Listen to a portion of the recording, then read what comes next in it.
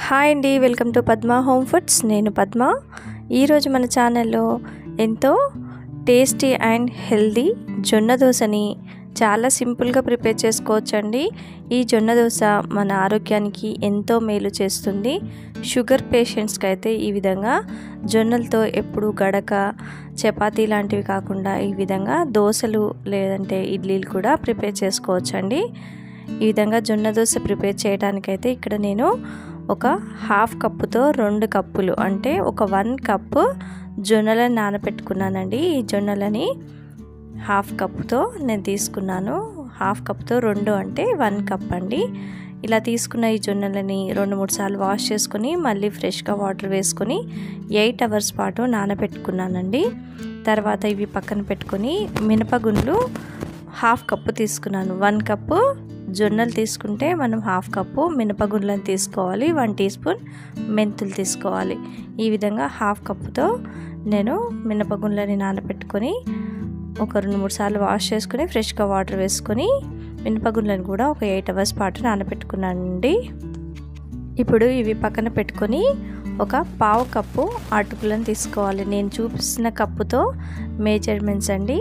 పావు కప్పు అటుకులు, దొడ్డటుకులు తీసుకొని వీటిని ఒక 2 సార్లు బాగా వాష్ చేసుకొని మళ్ళీ ఫ్రెష్గా వాటర్ వేసుకొని ఒక 10 నిమిషాల పాటు నానబెట్టుకున్నామంటే అటుకులు చక్కగా నానిపోతాయి. తర్వాత ఒక మిక్సీ జార్ తీసుకొని ఇప్పుడు ఇందులోకి ముందుగా నానబెట్టుకున్న జొన్నల్లో నుంచి వాటర్ని తీసేసి జొన్నలు మాత్రమే వేసుకోండి. తర్వాత మినపగుండ్లలో నుంచి కూడా వాటర్ తీసేసి మినపగుండ్లను కూడా యాడ్ చేసుకోండి. తర్వాత ఒక 10 నిమిషాలు నానబెట్టుకున్నాం కదండి అటుకులను కూడా వేసుకోవాలి. ఈ అటుకుల్ని వాటర్తో సహా వేసుకోండి. ఇలా వేసుకున్న తర్వాత మిక్సీ జార్ని ఆన్ ఆఫ్ చేస్తూ తగినన్ని వాటర్ని వేసుకుంటూ ఫైన్గా గ్రైండ్ చేసుకోవాలి. చాలా ఫైన్గా గ్రైండ్ చేసుకోండి. ఈ విధంగా గ్రైండ్ చేసుకున్న ఈ మిశ్రమాన్ని మనం ఒక బౌల్లోకి ట్రాన్స్ఫర్ చేసుకుందాము.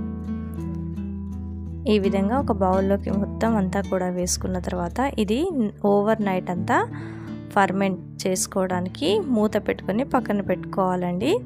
ఇలా ఫర్మెంట్ చేసి మనం మార్నింగ్ దోశలు వేస్తే చాలా మంచిదండి.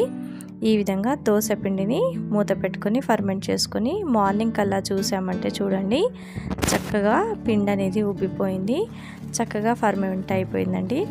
ఈ విధంగా మనం తక్కువ మిశ్రమంతో ఎప్పటికప్పుడు ఇడ్లీలైనా దోశలైనా ఫర్మెంట్ చేసుకొని మనం ప్రిపేర్ చేసుకుంటే మన హెల్త్కి చాలా మంచిది. ఇప్పుడు ఇందులోకి తగినంత సాల్ట్ వేసుకోండి. దోశ బ్యాటర్ కన్సిస్టెన్సీకి కావాల్సినన్ని వాటర్ని కూడా యాడ్ చేసుకొని మొత్తం అంతా కూడా మిక్స్ చేసుకోండి. మీరు 2 డేస్కి సరిపడా దోశలు వేసుకోవాలనుకుంటే ఒక 2 కప్స్ జొన్నలు అలాగే 1 కప్పు మినపగుండ్లను వేసుకొని ప్రిపేర్ చేసుకోండి. ఇప్పుడు స్టవ్ ఆన్ చేసి ప్యాన్ పెట్టుకోండి. ఇక్కడ నేను ఐరన్ ప్యాన్ వాడుతున్నాను. ఈ ఐరన్ ప్యాన్ని మనం ఉల్లిగడ్డ ఆయిల్ వేసి ఫస్ట్ ముందుగా సీజనింగ్ చేసుకోవాలండి. ఇలా చేసుకుంటే దోశలు అనేవి చక్కగా వస్తాయి.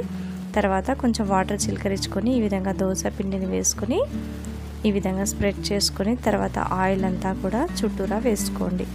స్టవ్ని మీడియం టు హై ఫ్లేమ్ పెట్టుకుంటే చక్కగా దోశ అనేది కాలుతుంది. చూడండి ఒక 1 మినిట్ తర్వాత దోశ అనేది పర్ఫెక్ట్గా మంచి కలర్ వచ్చింది కదా. మరొక వైపుకి టర్న్ చేసుకొని మరొక నిమిషం పాటు కాల్చుకున్న తర్వాత దోశను తీసుకుంటే జొన్న దోశ రెడీ అయిపోయింది. సేమ్ ప్రాసెస్లో ఆయిల్ ఆనియన్తో ఒకసారి ఈ విధంగా అనుకున్న తర్వాత దోశను వేసుకుంటే చక్కగా దోశ వస్తుంది, అలాగే మంచి కలర్ వస్తుందండి. ఐరన్ ప్యాన్లో చేసుకున్న ఏ రెసిపీ అయినా కూడా మన హెల్త్కి చాలా మంచిదండి. నేను ఈ ఐరన్ ప్యాన్ని ద ఇండస్ వ్యాలీ కంపెనీ నుంచి తెప్పించాను అనమాట. చాలా చాలా బాగుంది ప్రోడక్ట్ అయితే. ఐరన్ ప్యాన్లో చేసుకున్న ఏ రెసిపీ అయినా కూడా మన ఆరోగ్యానికి చాలా మేలు చేస్తుంది. ఈ విధంగా 1 మినిట్ పాటు దోశని 2 సైడ్స్ కూడా కాల్చుకొని తీసుకున్నామంటే జొన్న దోశ రెడీ అయిపోయిందండి. పల్లి చట్నీ అయినా టమాటా చట్నీ అయినా ఏ చట్నీతో అయినా కూడా ఈ జొన్న దోశ చాలా టేస్టీగా ఉంటుంది. టమాటా చట్నీ అయితే ఇంకా టేస్టీగా ఉంటుందండి. ఒకసారి తప్పకుండా మీరు కూడా ఈ జొన్న దోశని ట్రై చేయండి. మీకు ఎలా అనిపించిందో మీ ఫీడ్బ్యాక్ని కామెంట్లో తెలియచేయండి. వీడియో నచ్చినట్లయితే తప్పకుండా లైక్ చేయండి, షేర్ చేయండి. మరికొన్ని కొత్త రెసిపీస్ కోసం నా ఛానల్ని సబ్స్క్రైబ్ చేసుకొని పక్కనే ఉన్న బెల్ ఐకాన్ని యాక్టివేట్లో పెట్టుకున్నారంటే నేను ఈ వీడియో అప్లోడ్ చేసినా మీకు నోటిఫికేషన్ ద్వారా వస్తుంది. Thanks for watching.